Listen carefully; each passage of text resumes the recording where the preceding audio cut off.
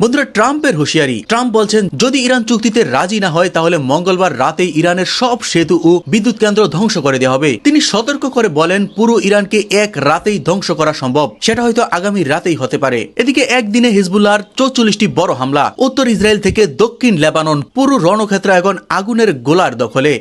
লেবাননের সশস্ত্র গোষ্ঠী হিজবুল্লাহ দাবি করেছে তারা গত 24 ঘন্টায় ইসরায়েলি সামরিক ঘাঁটি এবং সেনা অবস্থানের উপর ইতিহাসের অন্যতম বড় হামলাটি চালিয়েছে। কিন্তু কেন এই হঠাৎ তীব্রতা? ইসরায়েলের ক্ষয়ক্ষতি বা কতটুকু? এদিকে সৌদি আরবের আকাশ প্রতিরক্ষা ব্যবস্থা বড় ধরনের একটি বিপর্যয় রুখে দিয়েছে। দেশটির প্রতিরক্ষা মন্ত্রণালয় জানিয়েছে তারা একসাথে 60টি শক্তিশালী ব্যালিস্টিক ক্ষেপণাস্ত্র ধ্বংস করেছে। কিন্তু চিন্তার বিষয় হলো, এই ক্ষেপণাস্ত্রগুলোর ধ্বংসাবশেষ পড়েছে সরাসরি সৌদি আরবের গুরুত্বপূর্ণ জ্বালানি স্থাপনাগুলোর কাছে। বন্ধুরা, এতক্ষণ শুনছিলেন বড় বড় সংবাদের হেডলাইনগুলো, এখন বিস্তারিত। ট্রাম্পের হুঁশিয়ারি। ট্রাম্প বলেছেন, যদি ইরান চুক্তিতে রাজি না হয় তাহলে মঙ্গলবার রাতেই ইরানের সব সেতু ও বিদ্যুৎ কেন্দ্র ধ্বংস করে দেওয়া হবে। ট্রাম্পের এই বার্তার বিপরীতে তেহরান থেকে তৎক্ষণাৎ কড়া প্রতিক্রিয়া আসে। ইরান এই বক্তব্যকে সরাসরি একজন বিভ্রান্ত ও উন্মাদ প্রেসিডেন্টের ভিত্তিহীন হুমকি বলে আখ্যা দিয়েছেন। ইরানের দাবি, ট্রাম্প পরাজয়ের ভয়ে বা বিশ্বকে নিজেদের দাপট দেখাতে এই ধরনের অলৌকিক কল্পনা করছেন। ডোনাল্ড ট্রাম্পের একটি বক্তব্য ঘিরে তোলপাড় শুরু হয়েছে সারা বিশ্বে। দাবি করা হচ্ছে এক রাতের মধ্যে ইরানের সমস্ত ব্রিজ এবং পাওয়ার প্ল্যান্ট ধ্বংস করে দেওয়ার পরিকল্পনা করেছে আমেরিকা। ট্রাম্পের ভাষায়, পুরো ইরানকে মাত্র এক রাতেই ঘুরিয়ে দেওয়া সম্ভব। অন্যদিকে ইরান এই হুমকিকে বলছে এক উন্মাদ প্রেসিডেন্টের প্রলাপ। সম্প্রতি ইউটিউব এবং সোশ্যাল মিডিয়া একটি খবর ভাইরাল হয়েছে, যেখানে বলা হচ্ছে ট্রাম্প ইরানকে চূড়ান্ত হুঁশিয়ারি দিয়েছেন।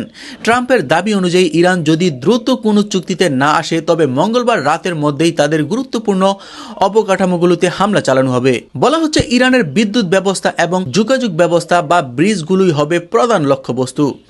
ট্রাম্প ইরানকে সতর্ক করে বলছেন, তাদের দেয়া যুদ্ধবিরতির প্রস্তাব উল্লেখযোগ্য হলেও তা যথেষ্ট নয়। এই বক্তব্য বিশ্বজুড়ে তেলের বাজারে এবং ভূ রাজনীতিতে ব্যাপক আতঙ্ক তৈরি করেছে। ইরানের পক্ষ থেকে বলা হয়েছে, ট্রাম্প একজন বিভ্রান্ত নেতা। তারা এই হুমকি সরাসরি ভিত্তিহীন বলে উড়িয়ে দিয়েছে। ইরানের সামরিক বিশেষজ্ঞদের মধ্যে যুক্তরাষ্ট্র যদি এমন কোনো দুঃসাহস দেখায় তবে মধ্যপ্রাচ্যে থাকা মার্কিন ঘাঁটিগুলো যেটুকু বাকি আছে তা মাটির সাথে মিশিয়ে দেওয়া হবে। অর্থাৎ দুই পক্ষই এখন চরম অবস্থানে রয়েছে। এখন দেখার বিষয় কে কি করে। এদিকে একদিনে হিজবুল্লাহর 44টি বড় হামলা। উত্তর ইসরায়েল থেকে দক্ষিণ লেবানন, পুরো রণক্ষেত্র এখন আগুনের গোলার দখলে। লেবাননের সশস্ত্র গোষ্ঠী হিজবুল্লাহ দাবি করেছে তারা গত 24 ঘন্টায় ইসরায়েলি সামরিক ঘাঁটি এবং সেনা অবস্থানের উপর ইতিহাসের অন্যতম বড় হামলাটি চালিয়েছে। মধ্যপ্রাচ্যের পরিস্থিতি এখন এক নতুন মোড় নিয়েছে। হিজবুল্লাহ এবং ইসরায়েলের মধ্যে চলমান সীমান্ত সংঘাত এখন পূর্ণমাত্রা যুদ্ধের রূপ নিতে শুরু করেছে। হিজবুল্লাহ সাম্প্রতিক এই 44টি হামলা বিশ্বজুড়ে শুরু হয়েছে নতুন জল্পনা কল্পনা। হিজবুল্লাহর পক্ষ থেকে একটি আনুষ্ঠানিক বিবৃতিতে জানানো হয়েছে যে তারা ইসরায়েলের অভ্যন্তরে যে লেবানন সীমান্তের বিতর্কিত এলাকায় মোট 44টি পৃথক হামলা চালিয়েছে। তাদের মূল লক্ষ্যবস্তু ছিল ইসরায়েলি সামরিক ঘাঁটি এবং উত্তর ইসরায়েলের বিভিন্ন ইহুদি বস্তু বা সেটেলমেন্ট। সামরিক বিশ্লেষকরা বলছেন, এই হামলা হিজবুল্লাহ বড় ধরনের রকেট লঞ্চার, আত্মঘাতী ড্রোন এবং অ্যান্টি ট্যাঙ্ক গাইডেড মিসাইল ব্যবহার করেছে। বিশেষ করে উত্তর ইসরায়েল, সাফুদা এবং নারিয়ার মতো শহরগুলোর কাছাকাছি সামরিক অবকাঠামো লক্ষ্য করে এই হামলা চালানো হয়। শুধু ইসরায়েলের ভেতরেই নয়, দক্ষিণ লেবাননে প্রবেশ করা ইসরায়েলি স্থলবাহিনীর উপর হিজবুল্লাহর চোরাগুপ্তা হামলা চালিয়েছে।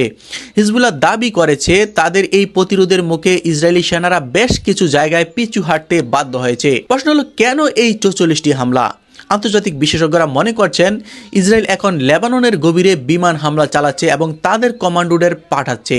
এখন হিজবুল্লাহ এই বিশাল সংখ্যক হামলার মাধ্যমে প্রমাণ করতে চাইছে যে তাদের কমান্ড অ্যান্ড কন্ট্রোল সিস্টেম এখন অটুট আছে। অর্থাৎ একের পর এক শীর্ষ নেতা নিহত হওয়ার পরও হিজবুল্লাহ লড়াই করার ক্ষমতা কমেনি।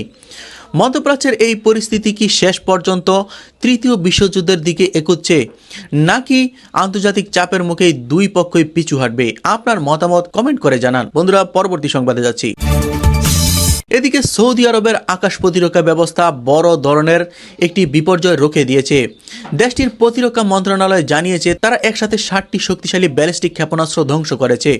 সৌদি আরবের প্রতিরক্ষা মন্ত্রণালয়ের দেয়া তথ্য অনুসারে দেশটির আকাশ প্রতিরক্ষা বাহিনী এয়ার ডিফেন্স সিস্টেম অত্যন্ত দক্ষতার সাথে 60টি ব্যালিস্টিক ক্ষেপণাস্ত্র মাঝ আকাশেই ধ্বংস বা ইন্টারসেপ্ট করতে পেরেছে। হামলার পরপরই প্রতিরক্ষা মন্ত্রণালয় জানিয়েছে যে ধ্বংস হয়ে যাওয়া মিসাইলগুলোর অবশিষ্ট বা ডেব্রিস বিভিন্ন জায়গায় ছড়িয়ে পড়েছে, যার মধ্যে কিছু অংশ জ্বালানি কেন্দ্রের খুব কাছে গিয়ে আশ্রে পড়েছে। তো বন্ধুরা, সর্বোপরি পরিস্থিতিকে কেন্দ্র করে আপনি ব্যক্তিগতভাবে কি মনে করছেন তা অবশ্যই কমেন্ট করে জানান। তো বন্ধুরা, আজকের মতো বিদায়, দেখা হবে নতুন ভিডিওতে। সে পর্যন্ত সবাই ভালো থাকবেন, সুস্থ থাকবেন এবং চ্যানেলটি সাবস্ক্রাইব করে পাশে থাকার জন্য অনুরোধ করা হলো। ধন্যবাদ।